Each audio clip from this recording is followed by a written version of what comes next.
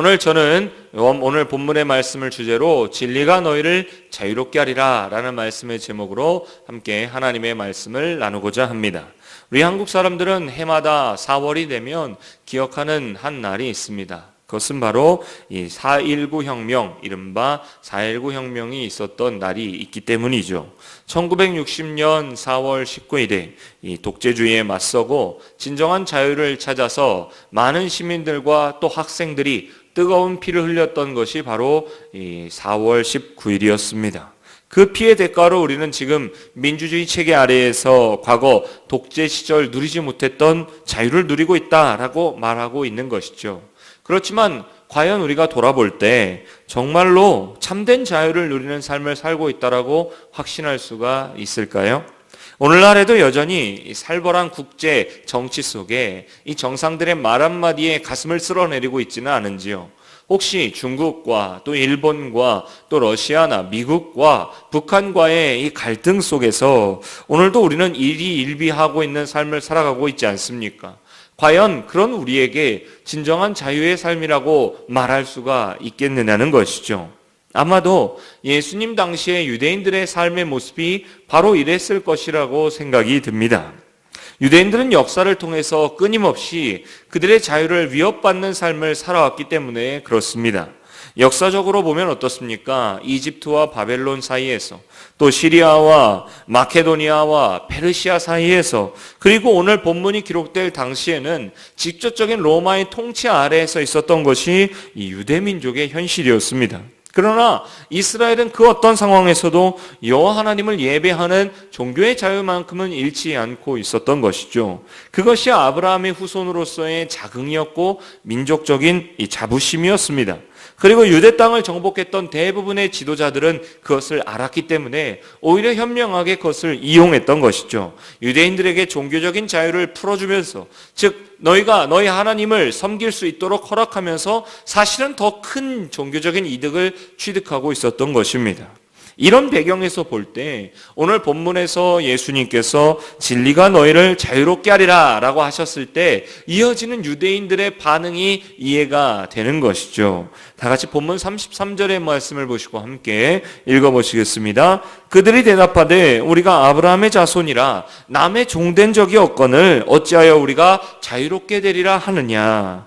이 대답을 듣고 예수님은 그들이 오해하고 있었던 인간의 진정한 자유에 대한 말씀을 가르치셨습니다. 첫째로 인간은 본질상 죄의 노예라는 것을 알아야 한다라는 것이죠. 노예, 종이라는 단어를 좋아할 사람이 세상에 어디 있을까요? 아마도 이 말을 좋아할 사람은 아무도 없을 겁니다.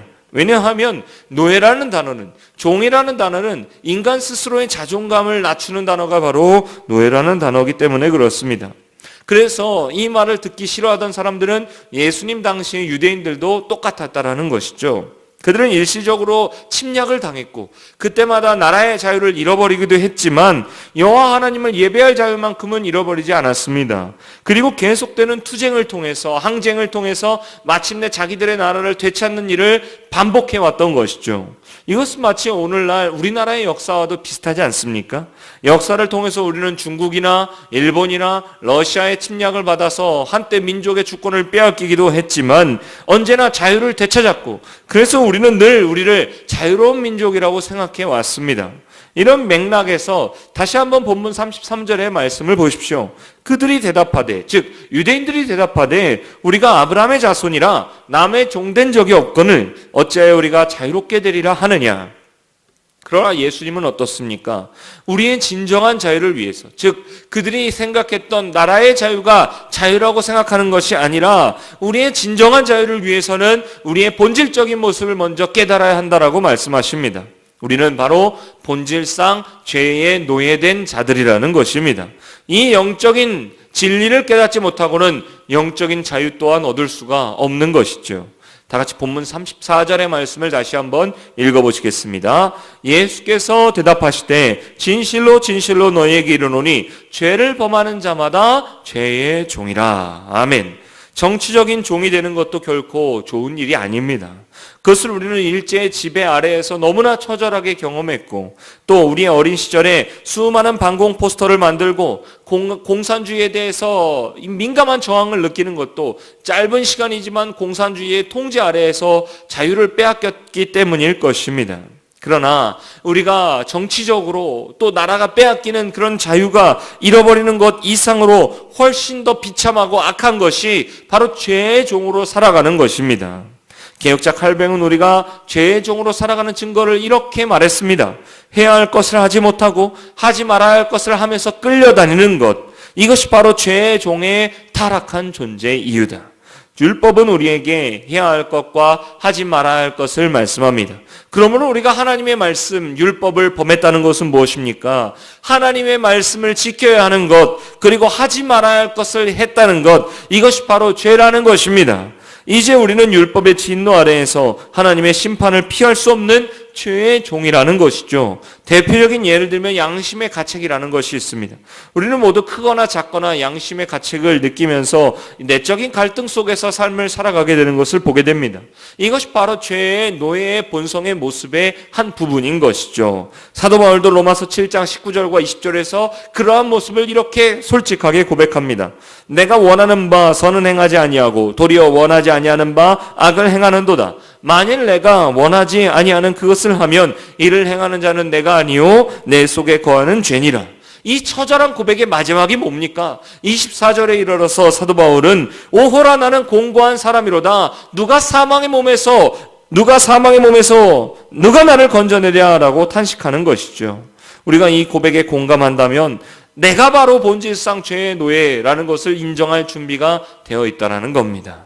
그렇다면 인간은 누구나 본질상 죄의 노예라는 것을 인정한다면 그 다음은 우리가 무엇을 깨달아야 합니까?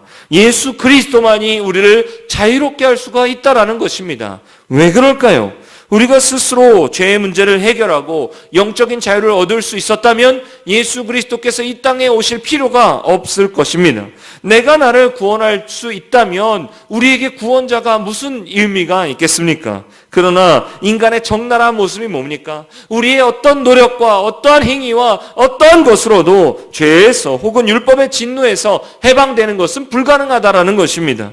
그런데 여기에 바로 복음이 있다라는 것이죠. 갈라디아서 4장 4절과 5절에는 때가 참에 하나님이 그 아들을 보내사 여자에게서 나게 하시고 율법 아래에서 나게 하신 것은 율법 아래에 있는 자들을 속량하시고 우리로 아들의 명분을 얻게 하려 하심이라 라고 말씀하고 있습니다.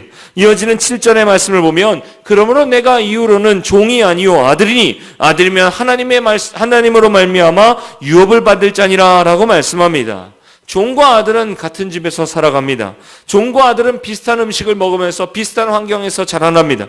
그러나 종과 아들의 가장 본질적인 차이는 뭡니까? 종에게는 없는 자유가 아들에게는 있다는 것입니다. 종은 언제든지 집에서 쫓겨날 수 있죠. 그러나 아들은 영원히 집에서 거할 수가 있습니다. 바로 이 진리를 예수님은 35절에서 종은 영원히 집에서 거하지 못하되 아들은 영원히 거하나니 라고 말씀하셨습니다. 우리는 스스로 해결할 수 없는 죄의 문제를 본질상 죄의 종이 된 우리를 위해서 예수 그리스도께서 구원의 하나님의 아들로 오셨습니다. 하나님의 아들이신 예수님은 우리를 죄의 종, 율법의 종이 된 자유에서 구원하시고 자유롭게 하셔서 우리를 또한 하나님의 아들로 삼아주시고자 하는 줄로 믿습니다. 다시 한번 본문 36절에 예수님의 복음의 선언을 보십시오. 그러므로 아들이 너희를 자유롭게 하면 너희가 참으로 자유로우리라. 그래서 하나님의 아들 예수가 이 땅 가운데 오신 것입니다. 오늘 본문은 32절에 진리를 알지니 진리가 너희를 자유롭게 하리라 라는 말씀으로 시작했습니다. 여기에 말하는 진리는 무엇일까요? 어떠한 철학적인 진리, 즉 우리가 묵상하거나 사색하거나 어떠한 논점으로 말하는 추상적인 진리가 아니라 하나님의 아들 예수 그리스도가 진리인 것입니다. 그래서 예수님은 요한복음 14장 6절에서 내가 곧 길이요 진리라고 말씀하셨습니다. 그러므로 사랑하는 성도 여러분, 참된 자유란 무엇입니까? 정치적인 해방으로 오는 것도 아니고 또한 우리가 철학적인 사색과 어떠한 담론으로 얻을 수 있는 것도 아닙니다. 오직 예수를 만날 때에만 참된 진리가 주어지는 줄로 믿습니다. 예수님을 만나지 못하고 예수님을 믿지 못하면 참된 자유를 얻을 수가 없는 것이죠. 하나님의 아들 예수만이 우리를 죄에서 건져주시고 죄의 종된 우리를 하나님의 자녀로 회복시킬 수 있기 때문에 그렇습니다. 탕자는 자유를 찾아서 먼 나라로 갔지만 거기서 결국 그는 돼지가 먹는 쥐엄나무 열매를 먹으면서 종살이하는 모습으로 전락하고 맙니다. 그러나 그가 아버지께로 돌아왔을 때 아버지가 어떠한 모습을 보였습니까? 달려나가서 아들을 끌어안고 입을 맞추고 손에 가락지를 끼웠습니다. 그리고 나서 이렇게 선포하죠. 이는 내 아들이다. 죽었다가 다시 찾은 내 아들이다. 잃었다가 다시 얻은 내 아들이다. 아버지는 가장 먼저 아들의 명분, 자녀의 명분을 회복시켜 주게 된 것입니다. 예수님은 이 땅에 오셔서 우리가 아버지께로 돌아가는 길이 되셨다고 말씀합니다. 그런 예수님을 만나고 영접하는 순간에 선포되는 엄청난 축복이 무엇입니까? 요한복음 1장 12절에서는 영접하는 자, 곧 그 이름을 믿는 자들에게는 하나님의 자녀가 되는 권세를 주셨으니라고 선언하는 것입니다. 그러나 아직도 우리에게 남는 질문이 있죠. 우리가 그리스도인이 되어서 살아가는 삶에서 내가 한때 얻었던 구원의 기쁨을 잃어버리고 다시 종처럼 자유 없는 자처럼 되돌아가는 이유가 어디에 있을까요? 사도 바울은 이것이 우리가 한 번은 부딪혀야 될 모습임을 갈라디아서 5장 1절에서 이렇게 말씀합니다. 그리스도께서 우리를 자유롭게 하려고 자유를 주셨으니 그러므로 굳건하게 서서 다시는 종의 멍에를 매지 말라. 우리가 예수 그리스도를 믿을 때 우리는 죄사함을 얻고 자유함을 얻게 되는 줄로 믿습니다. 이것은 분명한 성경적인 진리입니다. 그러나 이 자유가 자동적으로 지켜지는 것이 아닙니다. 이 자유는 흔들릴 수 있다는 거죠. 바울은 이어지는 13절에서 이렇게 권고합니다. 형제들아 너희가 자유를 위하여 부르심을 입었으나 그러나 그 자유로 육체의 기회를 삼지 말고 오직 사랑으로 서로 종노릇하라. 그리스도인이 영적인 자유를 얻었다는 것으로 그 육체의 본능을 따라서 마음대로 살지 말라라는 것입니다. 그것은 오히려 우리가 예수 그리스도로부터 얻은 참된 자유를 다시 잃어버리는 결과를 얻게 된다라는 것이죠. 결국 자유는 죄로부터의 자유인데 다시 죄 속으로 들어가면 어떻습니까? 우리는 그 자유를 잃어버리고 다시 죄의 종노릇하지 않겠습니까? 그러면 우리는 어떻게 해야 계속해서 주님이 주시는 자유를 지키면서 누리는 삶을 살 수가 있을까요? 예수님은 그것을 본문 31절에서 말씀하셨습니다. 그러므로 예수께서 자기를 믿은 유대인들에게 이르시되 너희가 내 말에 거하면 참으로 내 제자가 되고, 그리고 이어지는 말씀이 진리를 알지니 진리가 너희를 자유롭게 하리라 라는 말씀입니다. 여기서 중요한 말씀이 뭡니까? 내 말에 거하면 이라는 말씀이죠. 우리가 내 말, 즉 예수 그리스도의 말씀 안에 거할 때, 진리의 말씀 안에 거할 때 자유함을 누릴 수가 있다는 것입니다. 그러면 우리가 예수 안에 거한다는 것, 예수의 말씀 안에 거한다는 것은 어떤 의미를 가지고 있을까요? 그것을 예수님은 요한복음 15장 10절에서 내가 아버지의 계명을 지켜 그의 사랑 안에 거하는 것 같이 너희도 내 계명을 지키면 내 사랑 안에 거하리라 라고 말씀하셨습니다. 어떤 의미에서도 자유는 방종이 될 수가 없습니다. 오히려 말씀을 붙들고 예수 안에서 거하는 삶, 말씀을 지켜나가는 삶을 살아갈 때 우리의 자유가 풍성해지는 줄로 믿습니다. 기차는 철로 위를 달릴 때만 자유롭고 새는 공중을 날 때 자유로우며 물고기는 물속에 있을 때 자유로운 것 같이 그리스도인은 말씀 안에 거할 때만 진정한 자유를 누릴 수가 있는 것입니다. 오늘도 예배 때마다 시간마다 주님께서 부어주시는 주의 말씀의 풍성한 은혜 가운데 진정한 자유를 누리시는 저와 여러분이 되시기를 주님의 이름으로 축원드립니다. 기도하시겠습니다.